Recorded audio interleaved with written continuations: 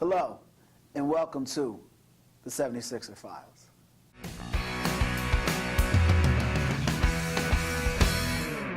Welcome to the 76er Files, everyone. I'm Kwame Fisher-Jones, and as always, I'm joined by my man, Roy Burton. Roy, last week we discussed would the Sixers, what can the Sixers, how can the Sixers. Now we got a blueprint of where they sit. Number one, first overall. I'm going to jump right. Who are you taking? With the number one pick, the Philadelphia 76ers should and will select Ben Simmons towards LSU. They have to. They don't have a choice. They have a choice, and we'll get into the choice. We'll get into the choice, but I'll let you finish. You cannot be the team to pass up the talent that Ben Simmons can bring to you. And send him where? And send him to L.A. You can't be that. You can't be that guy. That is a fireable offense. That is a fireable offense. That's Brian Colangelo all over again. Brian Colangelo just got here, and that's a fireable offense he could commit weeks into his stint as a GM. You absolutely can't do it. All right, so let's start right there. Okay. Let's start right there. Here's my issue with the whole thing that's surrounding the first overall pick. I'm hearing a lot of people talking about Ben Simmons as if this dude can't play basketball. Right. Like, he is ultra talented. Super talented. He is, without a shadow of a doubt, the most talented, skilled player in the NBA. In the draft, yes. Oh, yeah, in the draft, excuse me. I'm not taking him number one. Okay. Well, I should say that. I have to take him number one. I don't want to send him to Los Angeles to play with D'Angelo Russell and Jordan Clarkson. And Julius Randle. And coached by Luke Walton and the West. Like, I can't do that. Right. And it's not because you care what happens to L.A., but it's because if you pass on this guy for a guy that's going to take longer to develop or longer to reach his prime, you don't want to have to deal with that all the time. But here's the issue I have. I'm hearing a lot of people talk about him like, do you take Simmons or do you take Ingram?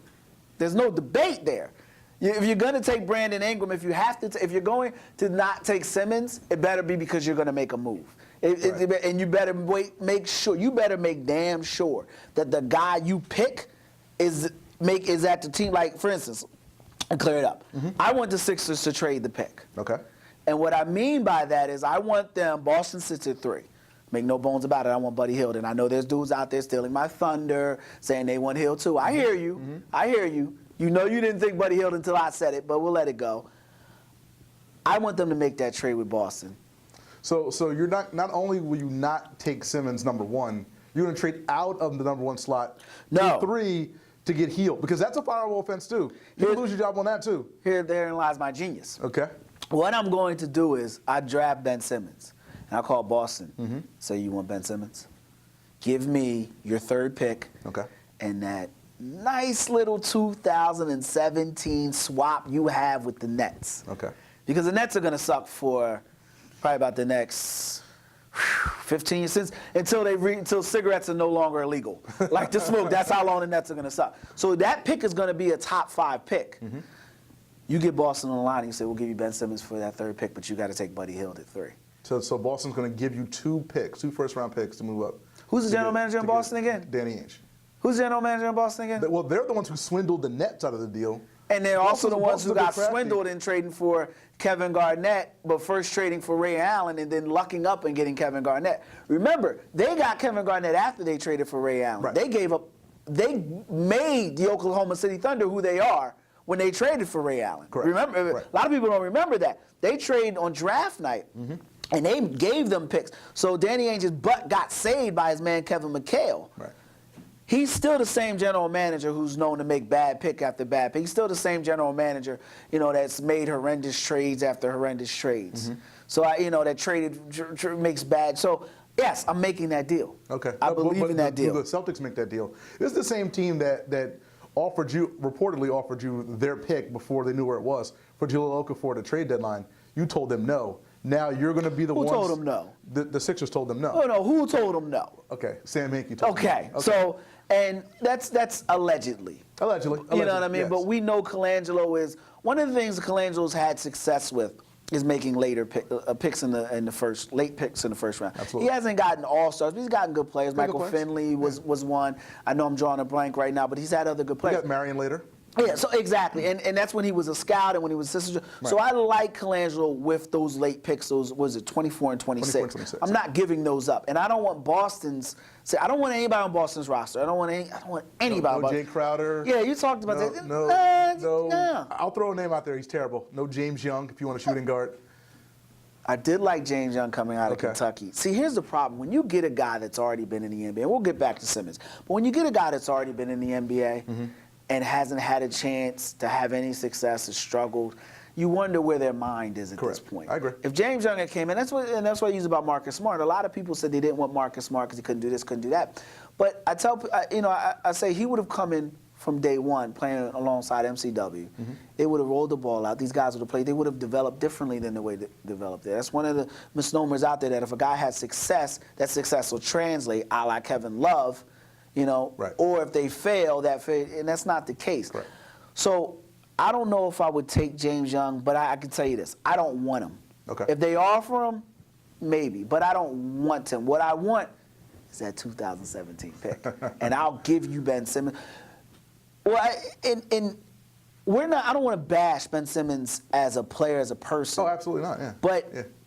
what apprehensions do you have about bringing him to Philadelphia? About bringing Ben Simmons? Or taking him the first pick overall? Well, obviously the number one apprehension is the jump shot. The jump shot, again, is a weakness of his.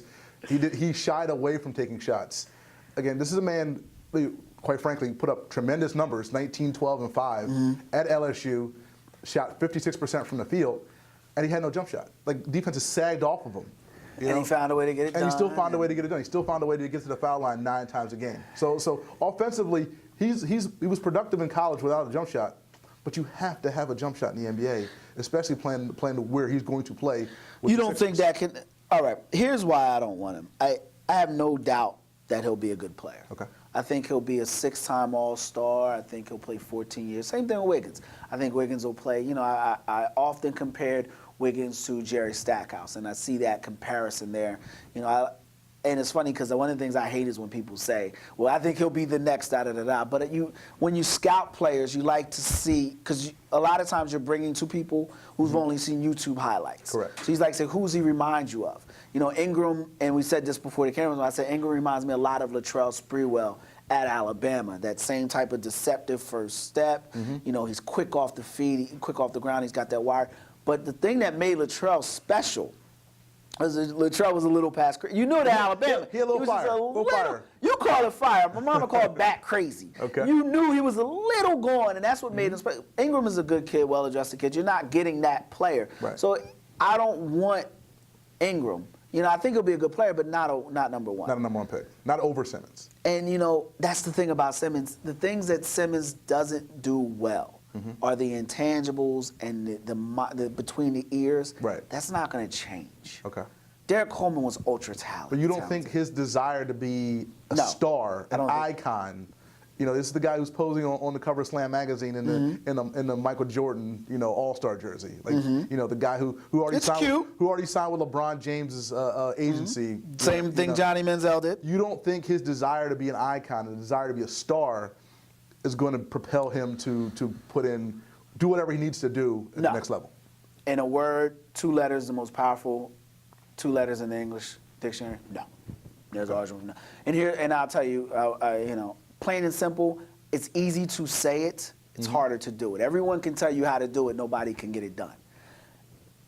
And he's coming to an environment where the landscape is bare. The NBA has had very few transcendent stars. And one of those stars was Allen Iverson. But he had no one to grip him by the collar and say, dude, you've got to hold everybody accountable. Being the best player on the court doesn't necessarily mean that that's where it stops. You've got to be the best player. And I'm not talking about practice. You've got to hold every scout accountable. You've got to hold your general manager, your head coach. Ben Simmons isn't going to do that. He's not cut from that cloth. He's not going to sit at a podium and say after a loss when he only shot once, it's time for me to go. You told me 4 years ago that you were going to have this thing turned around, and it's not. A la Kobe Bryant. He's not going to walk away from his hometown, his friends, his family, to go get a championship, a la LeBron James. Those decisions, to be a champion is not easy. Not at all. And to be great is even harder, because you can be Robert Horry and be a champion and not have to carry the burden of that. But to be great and be a champion, you've got to tick a lot of people off. Keep it PG. You got to tick a lot of people off. He's not willing to do that. The same way Allen Iverson wasn't. He was willing to sit in front of a press conference and say, practice, elaborate. Tell me why you're talking about practice. So what you're really saying is no matter how hard you practice, Eric Snow's not going to become a better jump shooter. Right. Ben Simmons doesn't have that. So you're willing to pass up the most talented player Yeah. in the draft and try to swing a deal for Buddy Hield. I know. You got to say it out loud. You know, just go in the mirror. You know, look at yourself and just say it out loud again after the show. See it. You know, Buddy Hield, yeah. No, you're right. You And the big smile and the teeth and the haircut makes it uncomfortable. But I see a kid who's used to carrying the load. Okay. So his shoulders are strong. Okay. He's a self-motivated. I see a kid that's going to be in the gym 3 o'clock in the morning. I don't doubt that. Shooting jump shots. And a kid that's not going to tell me he needs to decompress after a bad game. You know, I see a kid that's going to give me maximum effort. In game 5, game 55, game 75. Mm-hmm. You know, D'Angelo Russell was a guy I didn't like, and we talked about it. I didn't like him coming out of college. I thought he was going to struggle. Mm-hmm. I didn't think he finished well with the guy. But I learned something about him because it was a dude that in game 57 dropped 30-some points. You know, in game 72 dropped, you know, while Jahlil Okafor was on the sidelines hurt. Right. Karl Anthony Towns and D'Angelo Russell were still balling. Mm-hmm. That gives you something. That's something you can't coach. That's not something that develops. You come in with that. I got, you know, we're going to be on network TV, so I got to keep it clean. But that mentality, you know, that irreverence, that You jerk. got to bring it. Yeah, like you hear dog. You know. Yeah, I don't want to use the word dog. I don't like dog, but you know, it's that moxie that a lot of guys, testicular that's a good word. fortitude, that a lot of guys don't have, and Ben Simmons doesn't have that. He's a hell of a ball. Stop it though. He's a hell of a ball I player. gotta cut you off there. 12 rebounds a game is not moxie. It's not dog. You gotta work. Perkins Harrison gave you like You gotta 13 work. rebounds a game. 19, 12, and 5 and 2 steals. No one in 30 years did that in college. No Beautiful. one. That's great. No one. And I hate the there's- numbers so generation. he doesn't have the moxie. No, He doesn't have what. not in Philadelphia. Okay. Not with Brett Brown. So you know. we're drafting players based off a dog, for lack of a better term. Not so much. They gotta have talent. I think we all would agree Buddy Hield has the talent. He's talented. But here's the thing. I'll give you another example. We saw a video of Jahlil Okafor, right? Yelling at people, I got all that stuff, right? Yes. What we didn't see is Jahlil Okafor chewing Brett Brown out for taking him out late in games. With the game on the line, you're telling me Isaiah Cannon's better than me on the floor? Seriously, though. No. In all sincerity, imagine Brett Brown taking Allen Iverson out of a game. Right. And he's not even a champion. But imagine with the game on the line. Now flash that and imagine taking out Kobe Bryant, a champion, or Shaq. Right. You know, or you know, DeMarcus Cousins, for crying out loud. That attitude comes with the player.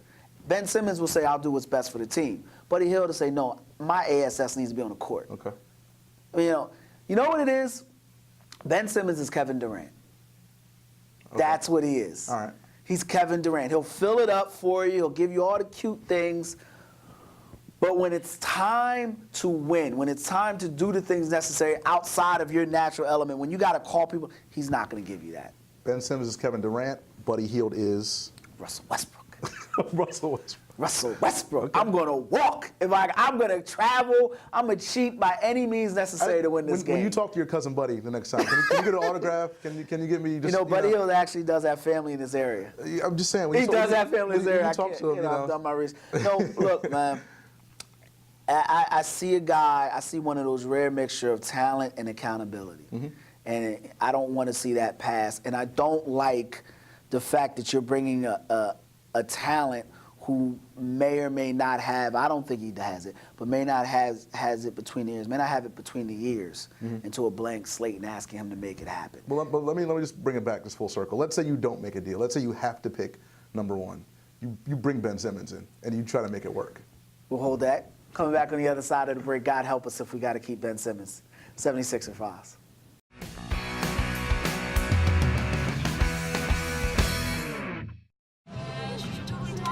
No, I don't know though. I'm scared. I mean, you're so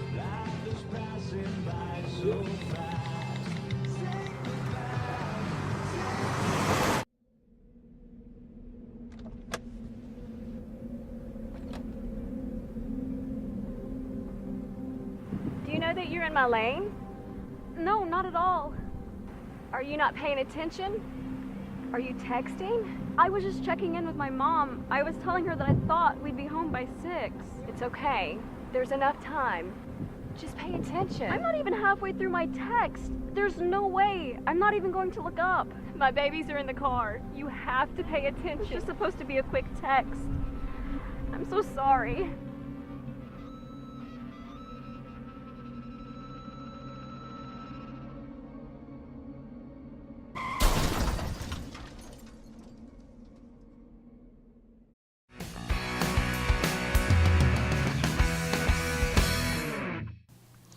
Welcome back to the 76er Files. Roy Burton, Kwame Fisher-Jones. Now, going into the break, you asked me, what if they don't make the deal? It's a good question. It's an outstanding question. My response is you make the deal. I got to hold your piece of the fire, okay? Yeah, no, I agree. I And gotta it's a hold your great piece of the question. fire. Like, how do you get it done? You get paid a handsome salary to get it done. Okay. There's too much, excuses in the world. I tried to do it, and then try harder, man.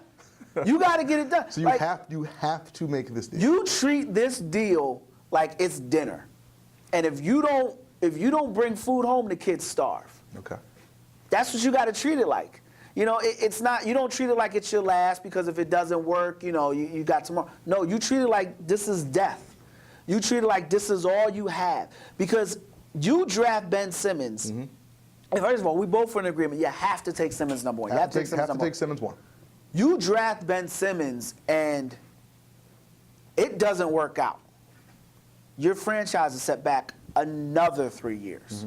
Because it's going to take you 3 years before you're willing to say it doesn't work out. Correct. Even though you'll know by game 6 this isn't working out. You got to say, well, this year will be the year Ben. You know how it goes. This year will be the year Ben Simmons figures it out. Right. He was young. No, so you have to make this deal. Let me. You're not going to answer the question. So let me. Now, I am answering the question. You're dealing with a guy. You're dealing with. I mean, as men, we often are faced with challenges where you say, well, what are you going to do? How are you going to get it done? And you say, I'm going to get it done. I got to get it done. Like, I got it. And it's not a gotta. I'm going to get it done. Right. That's it. Period. I'm going to get it done. That's what Colangelo. And he knew that. And on a sidebar, and we talked about this a little bit.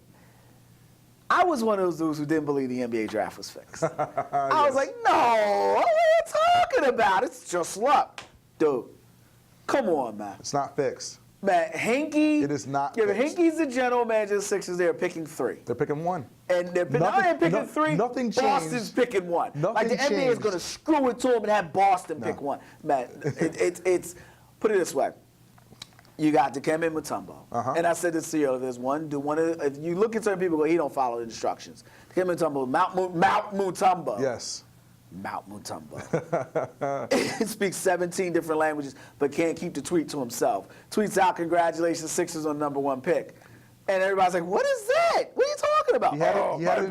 He had it in drafts. He jumped the gun. He didn't jump the gun. He had it queued up. He He's like, saw yo, the fire I'm when gonna- a bullet landed. I'm going to drop this at 8:30. He had it in drafts, ready to go. Yeah. The draw didn't even happen when he tweeted that.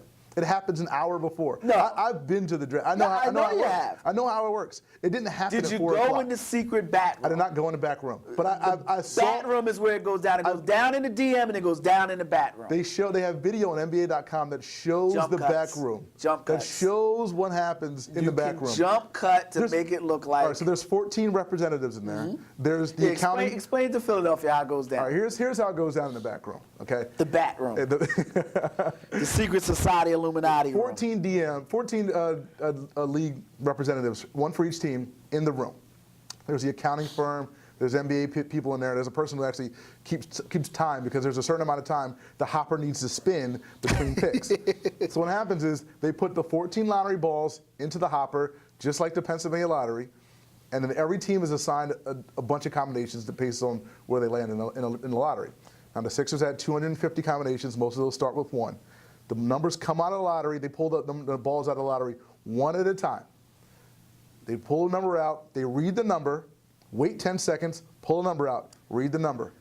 The 4 balls come out. Whoever has that 4-ball combination happens. happens to win the draft. Now, that happens 1 hour before everything we see on TV. Question for you. One Yes. question. Do you do realize the Easter Bunny is not real as well, right? Easter money is Easter money is not real. Here's my issue. That's 2016 on 2017. Why can't you just do the freaking thing live? You don't right want to see there? it because if you No, get but- another. Here's the thing. I'll explain it. You draw a combination. Whoever's combination comes up 1st is the winner. You draw another combination. If that same team comes up, you have to do it again. I'm fine with that. It is the most boring thing in the history So of the there's a world. lot of going to the DMV is boring, but we all have to do it. No, you don't have to watch guys pull lottery balls out of the machine. The next time, you know what? I do because I believe that sucker's fixed. You're not going to convince me that if Hinkie's the general manager, Sixers get number one. Nothing changed. They didn't even win a game after Hinkie resigned. Nothing Yeah, changed. but the deal was already signed. The treaty was already signed when he gave his. So Adam Silver Yes. said, Yes. you did us a solid. Yes. We're going to do you a yes. solid. David Stern got on the phone from Boca Raton with his flip-flops and a Tommy Bahama shirt on and said, look, we can't have the Sixers doing what they're doing. So tell them, if as long as Hinkie's in the building, they will never get a number one pick. They said, okay, well, who do we replace him with? Jerry would be great.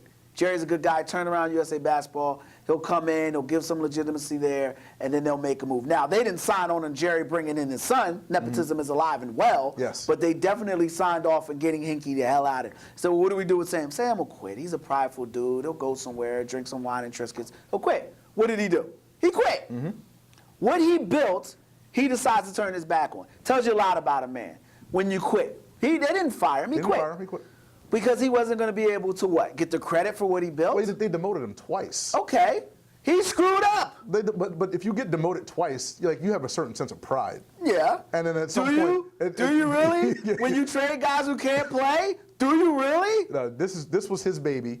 They said, you know what? You didn't do a good job. You got demoted. Then Mm-hmm. they're going to bring another guy in over top of him to demote him again. You can't. That man's got pride. I understand. You keep saying it. I understand that. That was not a prideful letter that he wrote. I understand. That was 13 pages. That was 13 pages of pride. pages of weeping. But anyway, bringing it back. Yeah. I believe the lottery's fixed. But, let's bring it back to Simmons. You asked me, what do you do if you don't make that deal?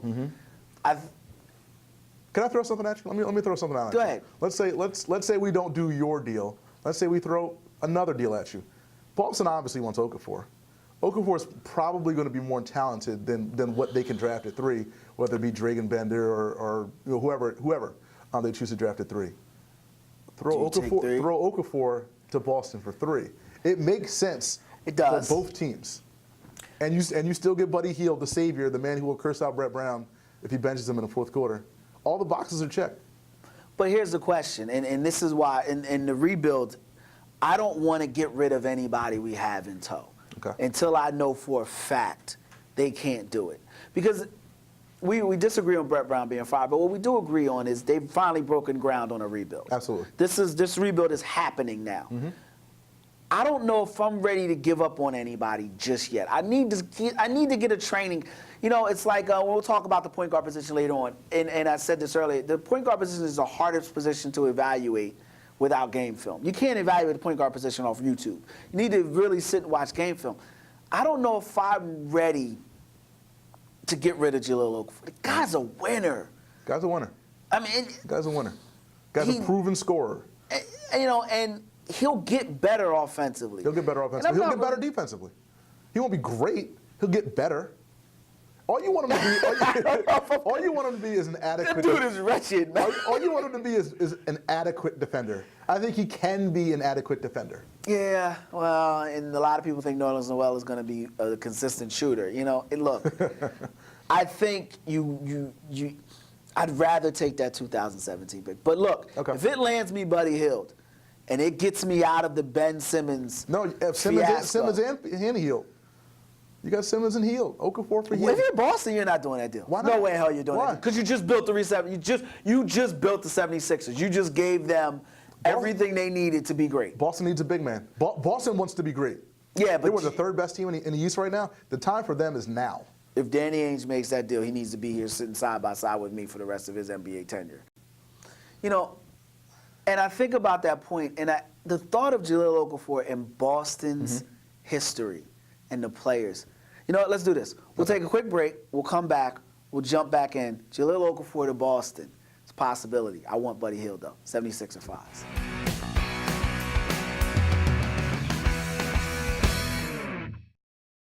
We will never fully understand what we've asked of you, or your families, asking you to put yourself in harm's way, to endure it all. But we do understand that it's our turn, our duty, to keep you secure for the rest of your life. Wounded Warrior Project long-term support programs help our most severely ill or injured veterans live independently, at no cost, for life, so that they might stand at ease. Join us at findwwp.org. I want to say something really important, but really quick. I'm not going to preach to you, but we did something really special this year. Just show that our generation changed the world. Never happened before. So we absolutely changed the world. We changed the world. So it just goes to show anything is possible. Fight for what's right. Fight for what you believe in, and stay forever young.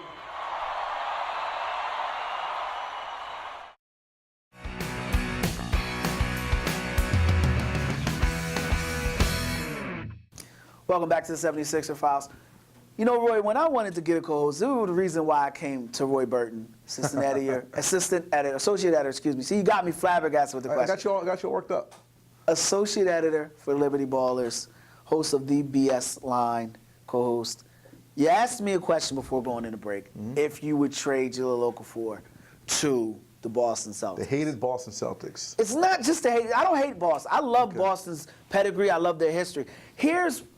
And like I said, I wouldn't mind giving them New Orleans. Like, they can have Noel. They're not going to give you 3 for New Orleans. I know, but I'm just saying, like, I can give them Search. I'd like to pay 50 cents for something that costs $1 too. Like, yeah, I like to pay 50 cents per gallon for gas. Yeah. You know what I mean? I like to meet Halle Berry on every night. But, you know, look, that player in a film room with Bill Russell, Tommy Heinsohn, Havlicek steals the ball, Paul Silas. These are champions again and again. And these aren't just basketball champions. These are life champions. These are guys that the NBA was built on. I don't know if I want to give a winner to them. Okay. Golly, Kevin McHale. Because think about it. McHale gives Kevin Garnett to the Celtics because he's a Celtic. Right. Well, okay. You know, like, I don't know if I want to make that deal just because there's something there with Jahlil. You just gotta figure it out. Just like it's something like I killed New Orleans, probably because his first name is New Orleans. You know. Second part is because I mean, dude, you've been in the NBA 2 years. You can't hit a 12-foot jump. I don't care what they're coaching you to do. 40 minutes before practice, 40 minutes after practice, you should have an intern rebounding for you. You should be running down the court 12-foot jump shots. The David Robinson. That's why David Robinson never went to an NBA Finals. He got Tim Duncan. And part of his arsenal on the offensive end was a 12-foot jump shot, the elbow jumper.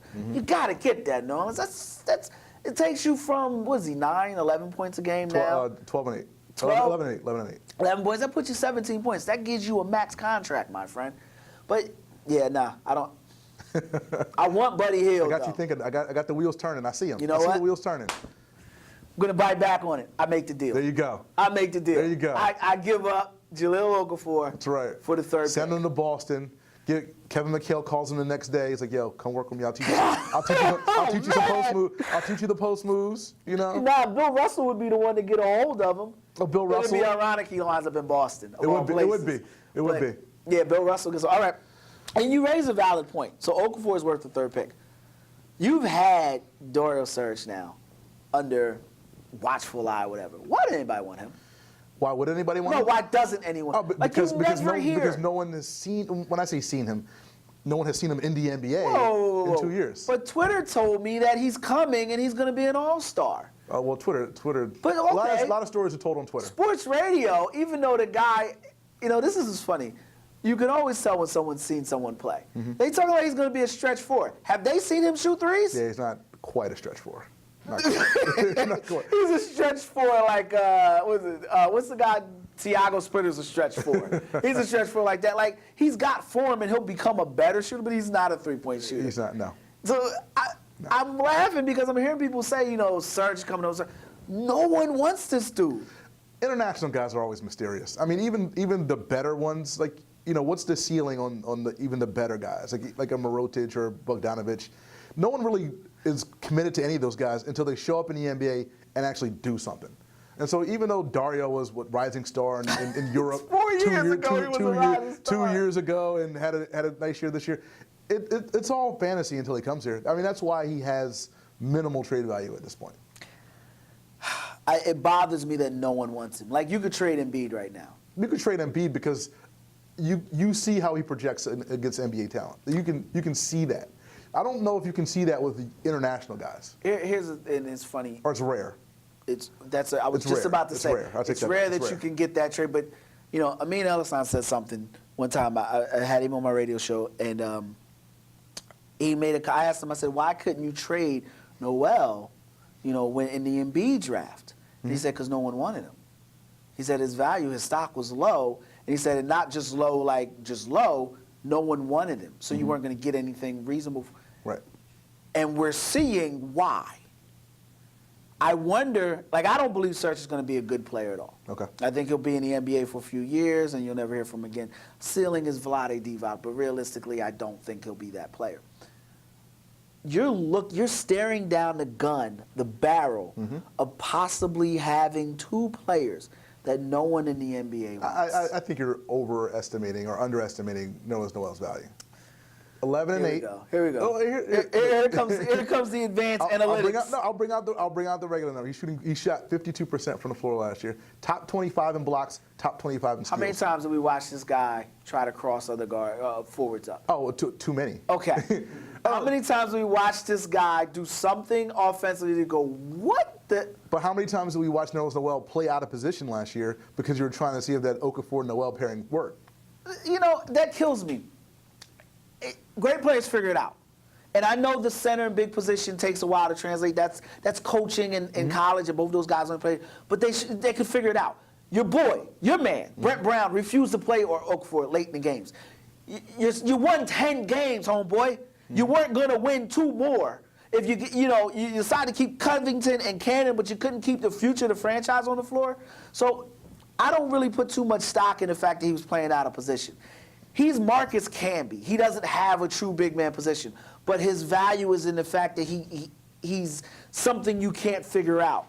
But the fact of the matter is other NBA teams don't want that. That's Other unsettling NBA to teams me. don't want Marcus Camby? Because he had a pretty good career. How many NBA finals he played in? None. How many championships did he win? But how many years did he play?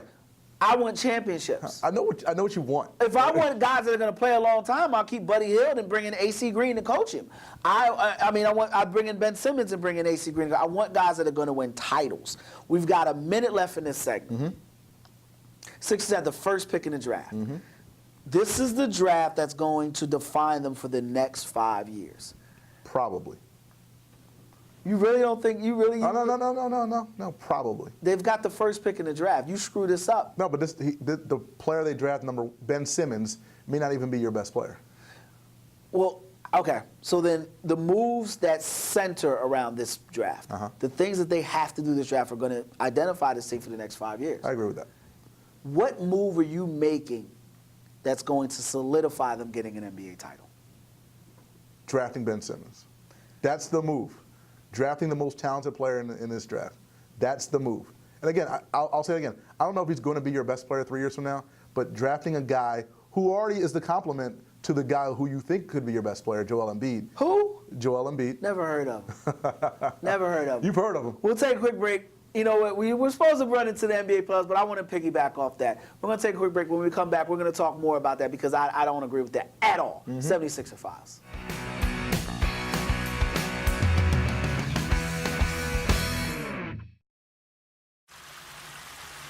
I was 32. I was 30. I was only 28 years old when I found out I had breast cancer. I survived breast cancer. I survived breast cancer. I am still fighting breast cancer.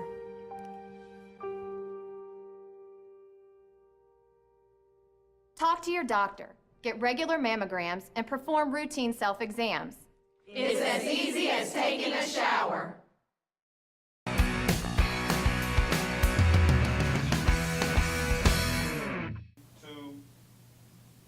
Welcome back to the 76er Files. You know, before we went to break, I posed a question for Roy.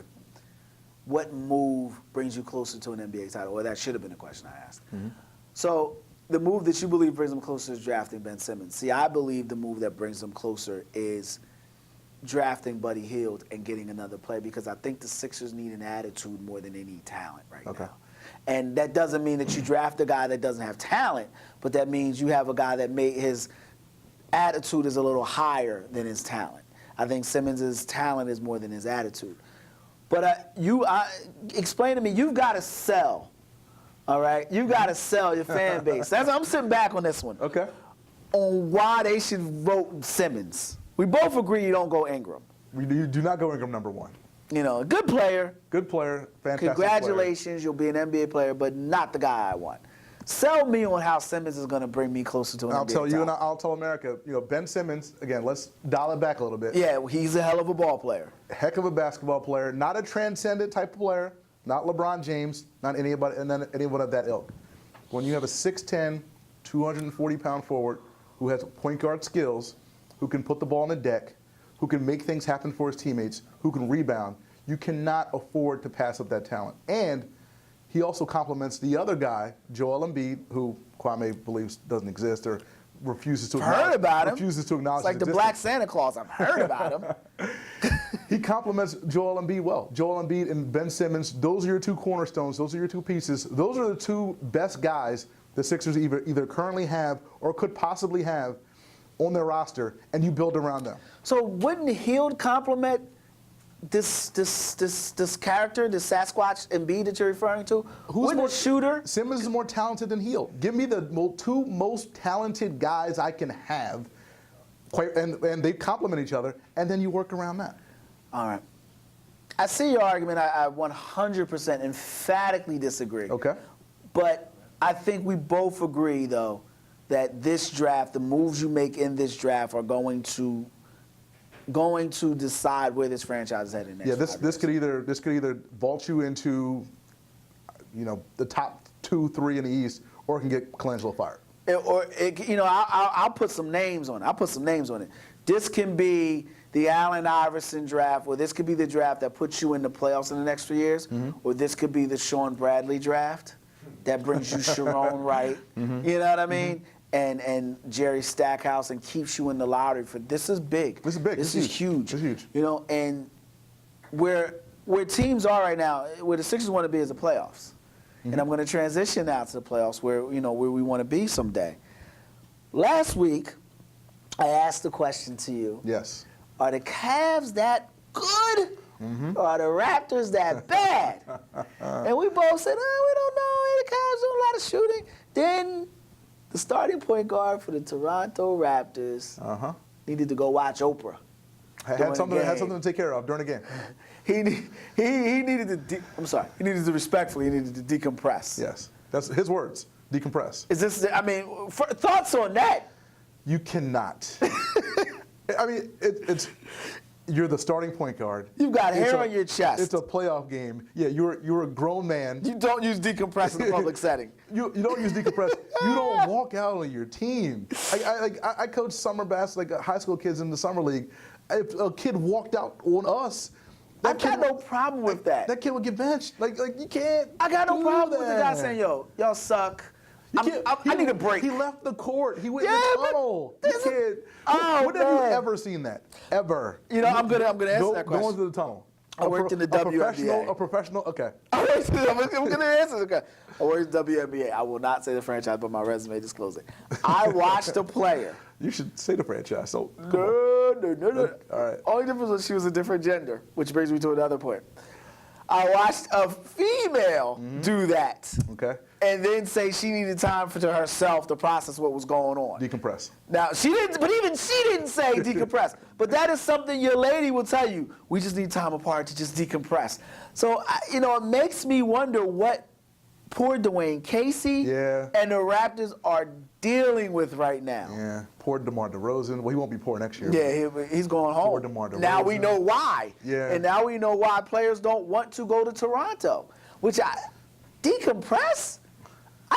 The last time I heard that used in a sentence was in a conversation I had with a young lady, and she said she needed to decompress from the relationship she was in. She needed time to kind of heal her wounds, and I was just like, NBA player, decompress. I mean, the Cavs are probably up with 20. That's very I mean, oxygenish. Like Lifetime. Very Yeah. no Like, network. Like, it's like, whoa. So, all right. So, obviously, his spirit is broken. Yes. The Cavaliers have Yes. broken his spirit. Exactly. Let's look going forward. Cavaliers are going to the NBA Finals. Yes. I've already gone on record as saying I think this is LeBron's year. The question remains the same. Are the Cavs this good? Are they 10 games in a row beating NBA playoff quality? I don't want to hear about how weak the East is either. No. Cavs are a good team. The Cavs are a talented team. Michael Jordan beat Reggie Miller to go to the NBA. Reggie Miller to go to the NBA Finals. I mean, so you're not telling me there's any player now that Reggie Miller's head and shoulders better than Mark Jackson and Chris Mullin. No, the Cavs, like the first two series, I mean, they had, again, historically great shooting. But, I mean, they're just a good, like this Raptor Ball series, movement. they're just moving the ball around. They're getting good shots. LeBron James, here's a stat. This is amazing. The first two games of the series. That's why he's on the show. Analytics, man. Against the Raptors. His average shot distance on his makes, Oh, yeah, I saw this. 1.6 feet. Gotta Like love 1.6 feet. Like that's 18, 19 inches. Remember when they said LeBron was soft and couldn't get to the rim? LeBron's soft, can't get to the rim, settles for jump shots. The man is getting to the rim like a madman. He's like with a reckless abandon these days. It's And amazing. Toronto was a pretty good defensive team during the regular Very good season. defensive team. Yeah. You know, and yeah, I know that big man is out, but look here, man. You got DeMar Carroll, who's a really good wing I was just defender. about to I mean, say, like, you brought in Carroll for the sole purpose of defending, even Yeah. though the Cavs lit the Hawks up when Carroll was on there. But, I digress. You're thinking you bring him into your environment, different defender, but I actually believe, first of all, and full disclosure, everyone knows my affinity for J.R. Smith. I tried to find a J.R. Smith fan. The NBA says, nah, we don't support the purchase and advertising of J.R. Smith. You will not be buying a J.R. Smith jersey. They said I could get a Varejao throwback, but I couldn't get a J.R. Smith jersey. But no, I love the Channing Frye edition. very good addition. Yeah. That had Draymond Green written all over it. You want to run, we'll do that, pull him out of there. And now you can bring in your bigs. You can have a Tristan Thompson on the court with Jeremiah because now that puts the Warriors in a difficult spot. And they were comfortable with how they matched up with the Thunder. I stand by this. I believe the Cavs are this good. They're very good. They're absolutely. I think Saron Lue is a hell of a coach.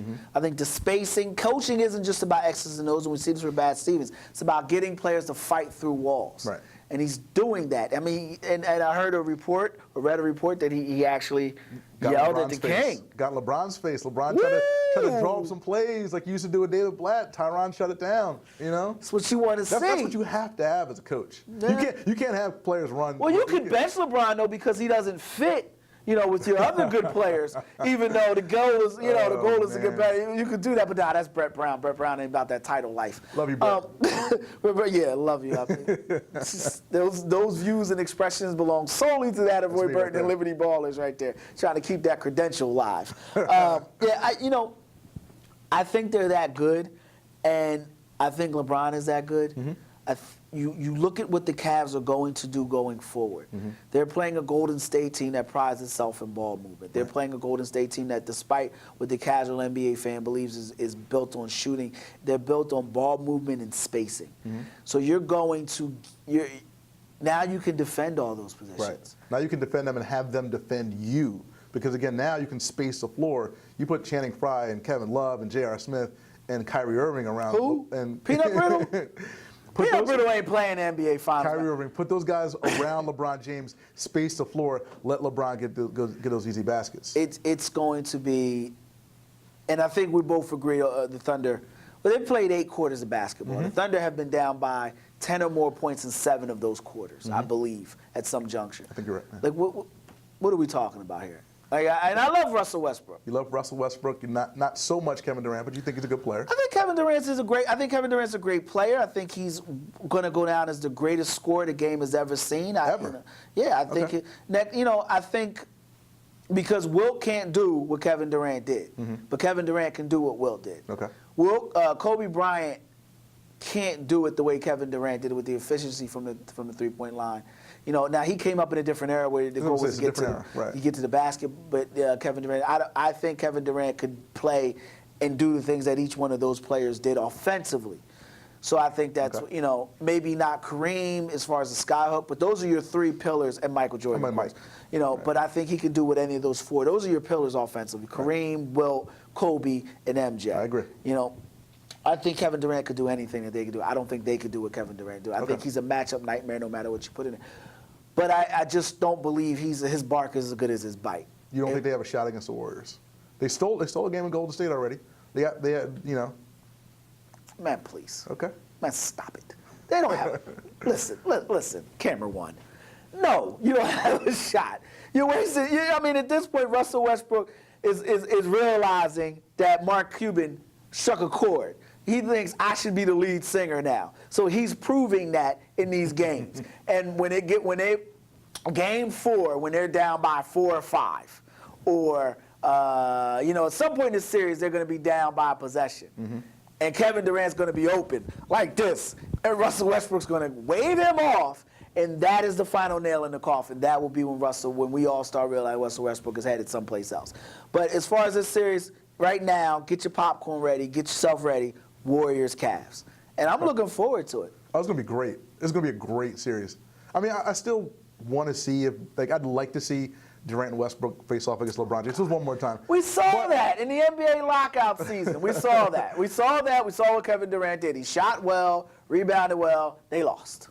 But we saw, that was a different Thunder. That was a completely different Thunder team. They had the Mohawk on that team. And now LeBron's back with the Cavs with a completely different type of team than he had in Miami. So I mean, like, I would like to see that. Again, we saw what, 4 quarters of it last year. 4 quarters of Warriors Cavs last year.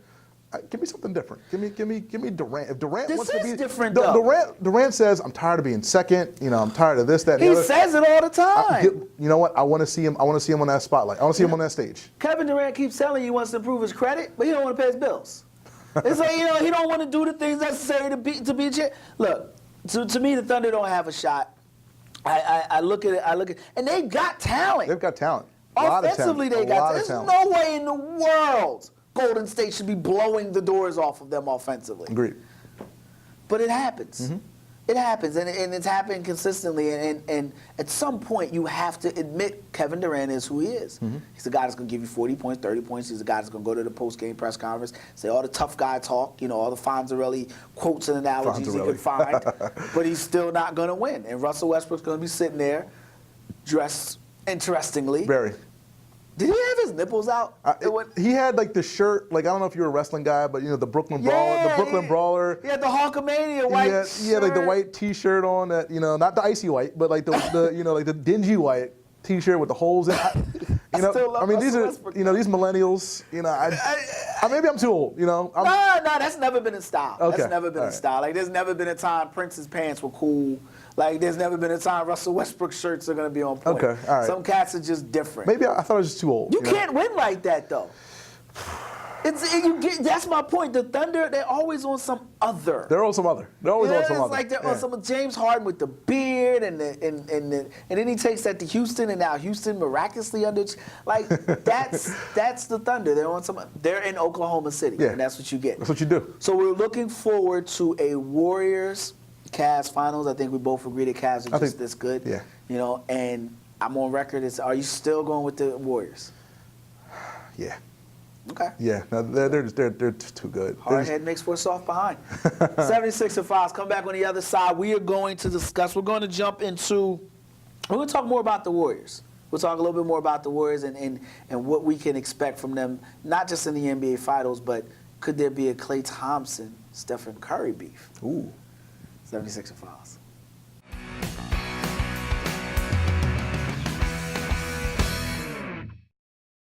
We will never fully understand what we've asked of you, or your families, asking you to put yourself in harm's way, to endure it all. But we do understand that it's our turn, our duty, to keep you secure for the rest of your life. Wounded Warrior Project long-term support programs help our most severely ill or injured veterans live independently, at no cost, for life, so that they might stand at ease. Join us at findwwp.org. Welcome back to the 76er Files. You know, going into the break, I referenced or tried to do a transition to Stephen Curry and Klay Thompson. But I want to jump back. I want to take some steps back here. Okay. I was kind of hard on Kevin Durant. I'm kind of hard, as well I should be. But when I look at the Thunder, they killed somebody. They killed him. They killed him. He's done. Who'd they kill? One of my favorite players, one of the greatest power forward to ever play the game, a guy that I hope takes Charles Barkley's spot. You know, we'll do a segment called NBA News and Notes if we have time. And Kobe Bryant turning down TNT is hilarious to me. And they say to Shaq, no, it ain't Shaq he got a problem working with. Shaq got titles. Kenny Smith has titles. Somebody in the end is a little too vocal to have 0 titles. But Tim Duncan. Yes. He had a horrible series. Terrible playoffs. Terrible regular season. I was about to say, you know, well, he played well defensively. Is it over for Timmy D? Do I have to, like, is he done? Tim Duncan can choose whether or not it's over. But he should sit down. He should sit his own self down. That's what you try to delicately say. Tim Duncan, we appreciate your contribution. We wish you well in your future endeavors. Yeah, Tim's got to go. I'm sorry. Tim's got to go. I wasn't ready for that. I thought he had, like, Manu has been done for 4 years now. Tony Parker's French. I never cared. You know, but Tim Duncan was the straw that stirred the drink. He was. And, you know, for we 20 go back, years. Yeah, I mean, Tim Duncan, Keith Van Horn, that draft goes a little different. You got Allen Iverson and Tim Duncan on a team with Larry Brown trying to trade one of them. Right. You know, I wasn't ready for that. But what Oklahoma City did, they didn't do anything special. No. They just ran right by him. They just ran right by it. And Pop got exposed. You know, he couldn't find a way to figure it out, which was about time. You know, he got it handed to him. Give Billy Donovan credit. Give Kevin Durant credit. Absolutely. You give Russell Westbrook credit. You know, you give Deion Waiters credit. You give those guys credit. For me, it was just watching Tim Duncan die. But even during the season, though, even when you saw, you know, what LaMarcus Aldridge brought that Tim Duncan used to bring, that didn't give you a little bit of inkling that this was probably the end of the road or close to it? No, because much like you and believing in some of the things you believe in basketball-wise, you know, like the draft isn't fixed. It's not fixed. You know, I thought that they were saving Tim Duncan. Like, I thought, okay, we're letting him rest for an entire season. Like, I was like, yo, Tim Duncan's going to come. Oh, man, He's just chilling right now. He's playing possum. Yeah, you know, he's drinking some 20 minutes- cranberry 20 minutes a mango. game. He's good. Man, I saw game 2, and I was like, oh, my God. Who the hell? Who was 21? And what did they do with Tim Duncan? He didn't just look old. He looked Jordan wearing a 4.5 getting ripped by Nick Anderson bad. Like, he looked Charles Barkley flabby, out of shape, falling when the Rockets came to town bad. Right. Like, he looked Moses Malone, Washington Bullets bad. We have 19 years of good memories. You know, just hold on. Nah, to man, those. I remember the last episode, and it sucked. Hold on to those, man. I can't, and it's tough, because I'm a huge Duncan guy. Like, I love, you know, he's the last of the Pete Newell big men. Yeah, that's good. You know what I mean? Good, yeah. And I enjoyed watching him play. I loved his footwork. You know, and one of, like, just kind of some random thought, but one of the things I was excited about with the Sixers drafting Okafor was the possibility of him working with Moses Malone.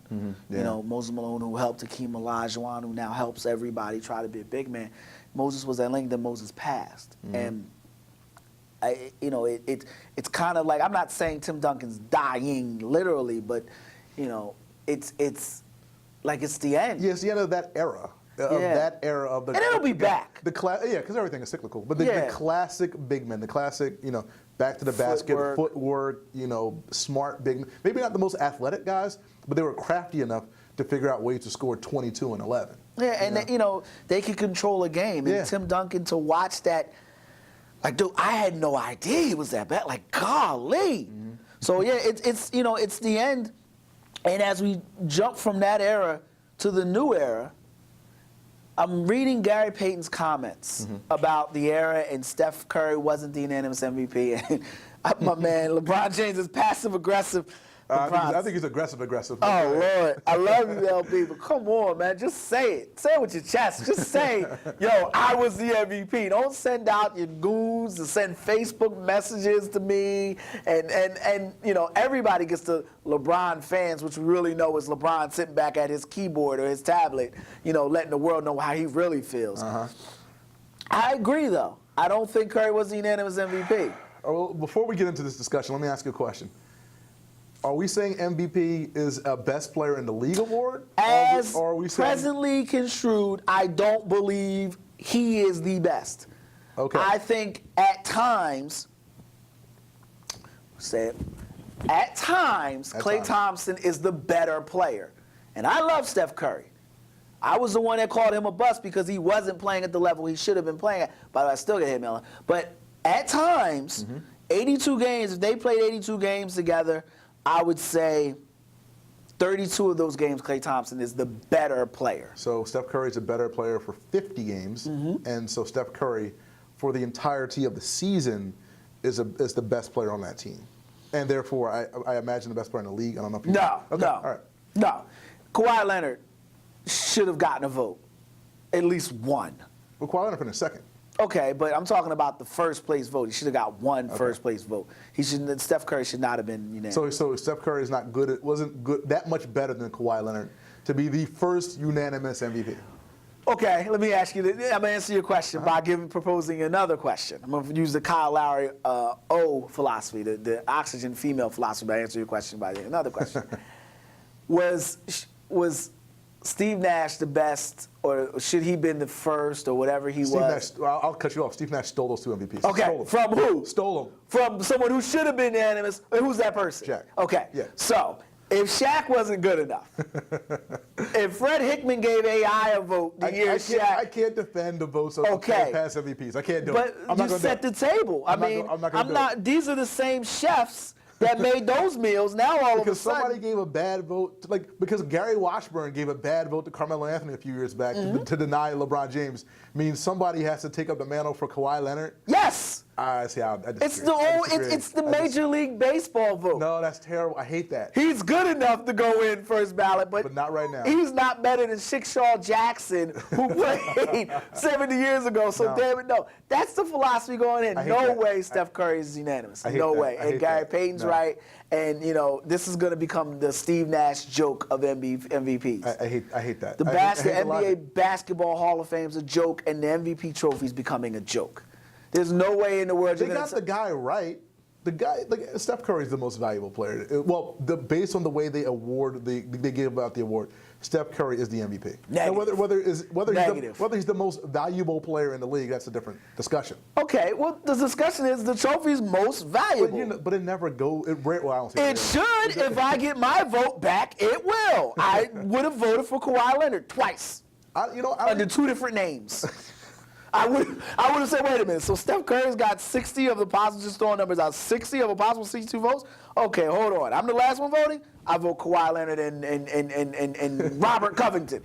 Covington, what are you talking? He is not being in. Just like someone should have stood up and said, Steve Nash is not getting 2 MVP trophies on my watch. I hope they never give you a vote, because I don't want you to be that guy. I don't want you to be that guy. I'm always that guy. I'm Angry Bitter Man. For Roy Burton, I'm Kwame Fisher-Jones. Make sure you tune in next week for another edition of 76er Files. Until then, as always, we appreciate your time and year.